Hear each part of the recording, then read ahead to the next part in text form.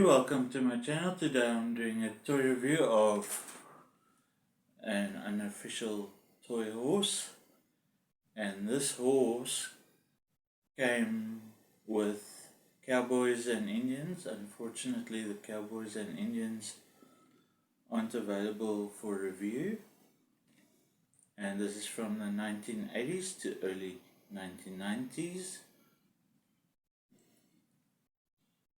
As you can see, this is quite a beautiful horse. Thank you for watching this video. Please don't forget to like and subscribe to my channel, and please leave a comment in the comment box below, and please share the links to my videos, and I'll see you in the next video. Thank you. Bye.